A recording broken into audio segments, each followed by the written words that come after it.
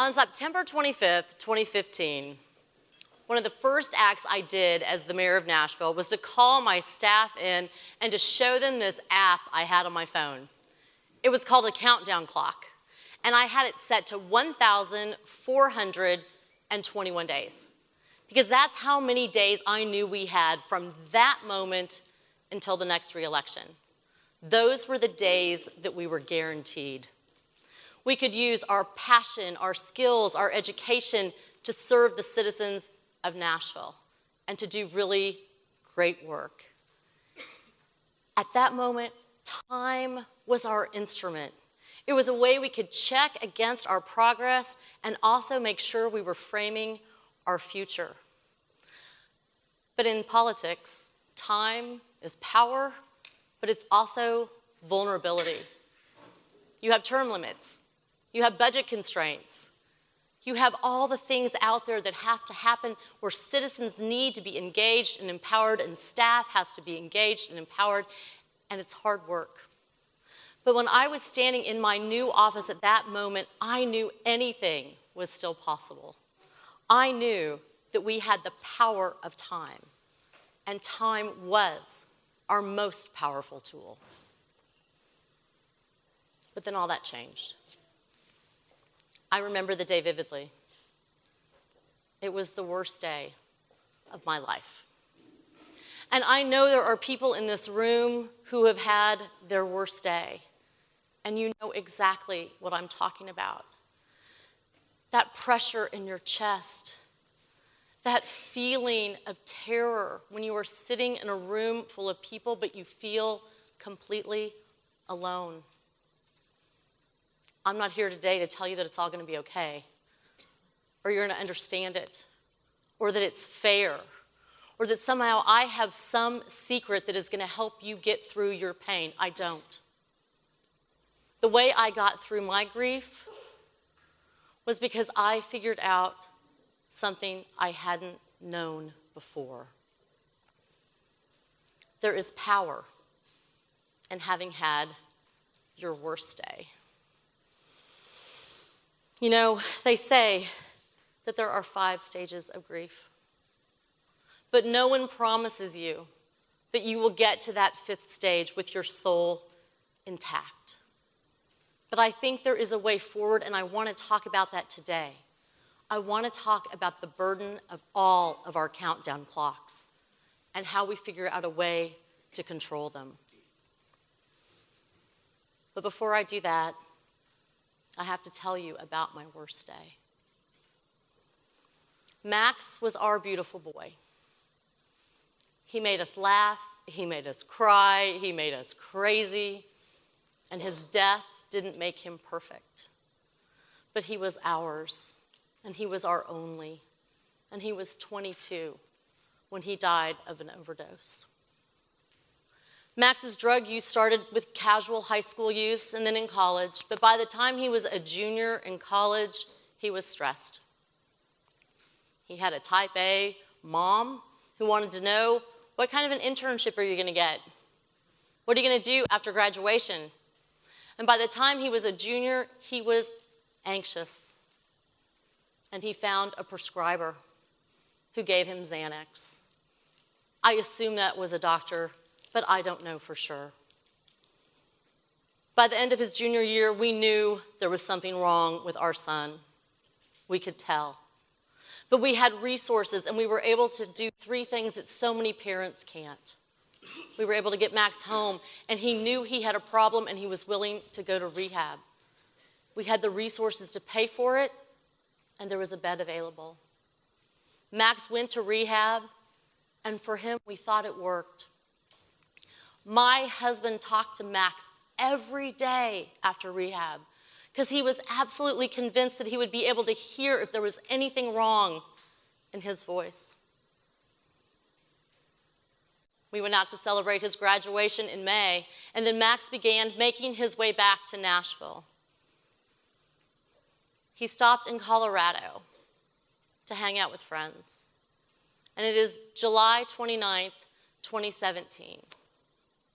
It was a Saturday in Nashville, and it was a beautiful day. Many of you in this room probably don't remember that day, but I do. We talked to Max that day. He sounded tired, but he sounded okay. Later that afternoon, we texted. He said, "Mom, I love you." I texted back, "I love you too." And that was the last correspondence I had with my son. Now it is 7 o'clock in Nashville, and my husband and I go out for dinner. And I put my phone on silent. I miss a call from Max. Now it is 8:15 in Colorado, and he is hanging out with friends, and they are hungry, and they decide to go get something to eat. And Max says, "Go without me, just bring me back some food." They're gone about 20 minutes. And when they get back, Max is having a seizure. He's overdosing. But these are 20-something-year-old boys, and they have no idea what to do. So they throw water on him in the hope that it will help. Finally, somebody has the wherewithal to pick up the phone and call 911, and those first responders were there quickly.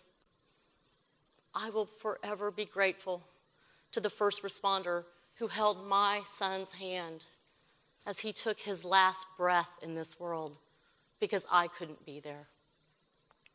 They gave him 2 doses of Narcan, but it didn't help. He was dead by 9:30. They didn't even transport him. Now it is July 30th, 2017, and it is my worst day. It is 2 in the morning, and there is a police officer standing on my front porch. And at this time, I am the mayor of Nashville, so that can mean only one thing. Something really horrible has happened in my city. And as I open that door, and he comes in and says, "Ma'am, I am so sorry. Max is gone." I realize that that's something horrible that has just happened, has happened to my family. I made him repeat it 3 times before my world fell apart and fell away. That is my timeline now and forever. I will always wonder about the phone call I did not take. Could I have heard something in Max's voice? Could I have made a difference? Would he be here today if I had just answered my phone? But I didn't. That sense of urgency after he died made me pick up that countdown clock again and say, what do I need to do? And I let the power of that countdown clock push me along, the power of time, because I knew we still had so much work to do. And that's when we got our first letter from Debbie. After Max died, we got thousands of letters, emails, gifts, people who reached out to us.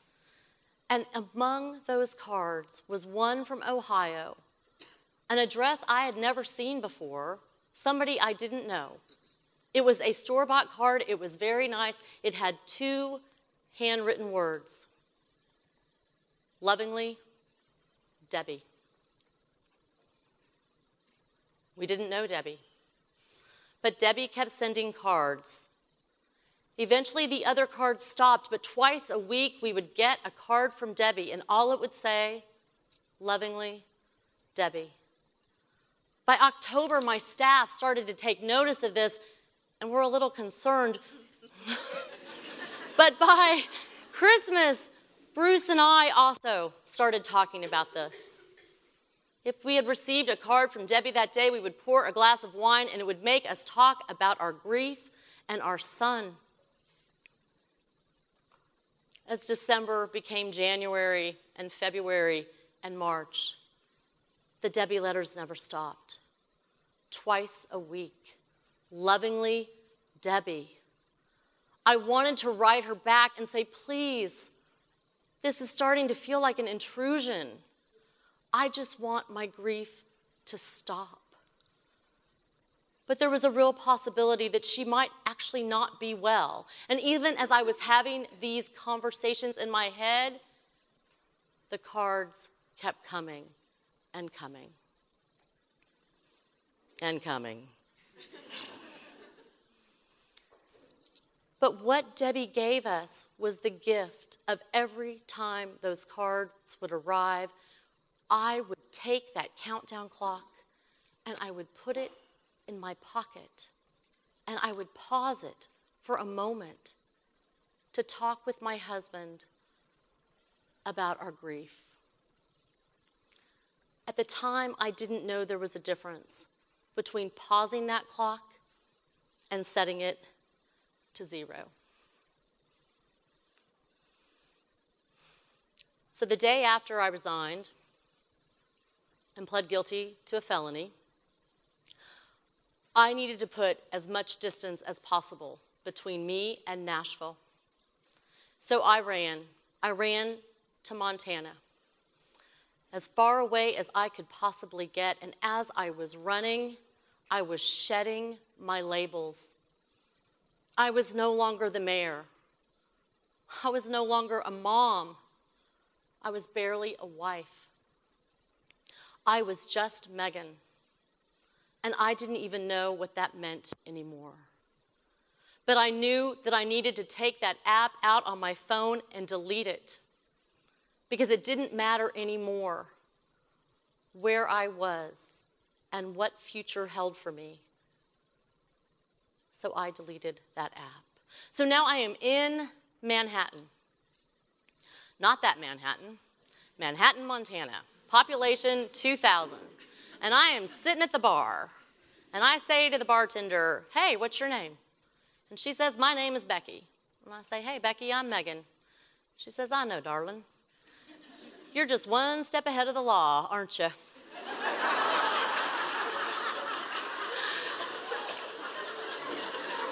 And I say, "Really?"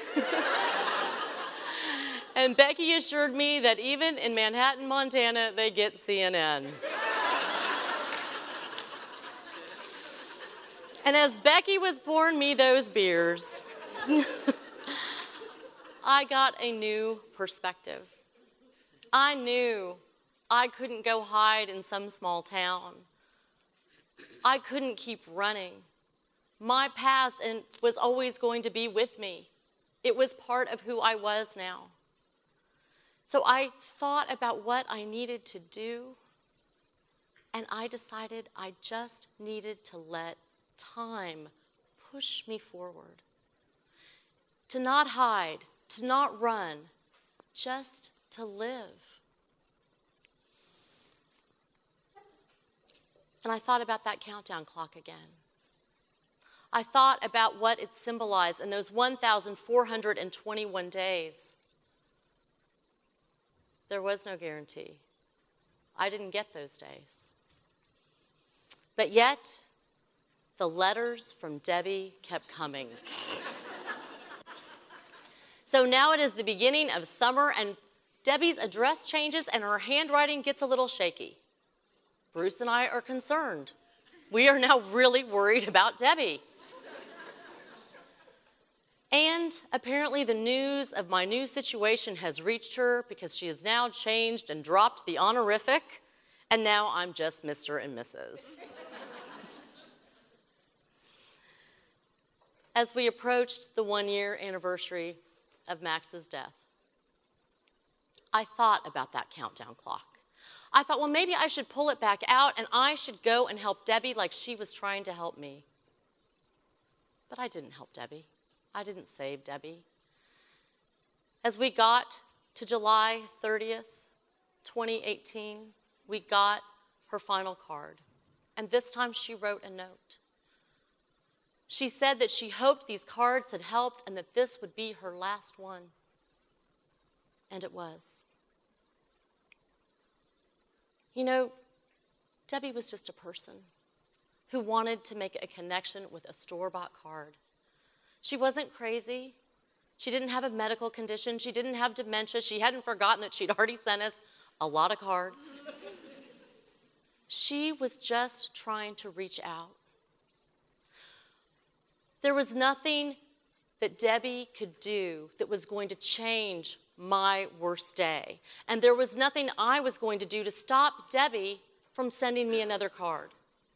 Because for Debbie, if it was Tuesday or maybe Thursday or Saturday, she was going to get a card, she was going to address it to us, and she was going to sign it lovingly, Debbie.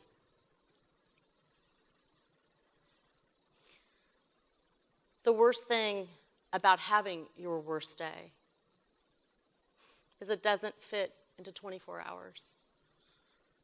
You relive it. That crushing momentum that sits right in your gut, that you know your life has changed forever and it's never going back. I wanted time to stop when Max died. I wanted that countdown clock to pause. And when I was ready, I wanted to be able to take it back out and reset it and start it up again. But that never happened because every time I got that thing to pause, Debbie would send me another letter and remind me of what I had lost. All of us have that countdown clock. You all have something in your life that is pushing you forward, that tells you that you need to be doing this. We all have it. 1,421 days. That's what I thought, because I had used this clock to fuel my career and my life going forward. But I didn't even get that, because it's not a symbol of power or vulnerability of time. That is not what this clock is. Power in having your worst day isn't being able to pause that clock or even being able to leave it behind. What I discovered is there is a third option. You can take that countdown clock and set it to 0. You can put it next to you and keep it close and peaceful and silent. You can remember that the only moment that you are guaranteed is right now, in this moment. And that by putting that clock to 0, you can be present for the people who you love, for the people who need you. I am never going to forget Max. You are never going to forget who you lost on your worst day. But if we can all find a way to put our countdown clocks to 0, and to look out and see who needs us right now and to be in this moment, we have a chance to find our way back. Lovingly, Megan.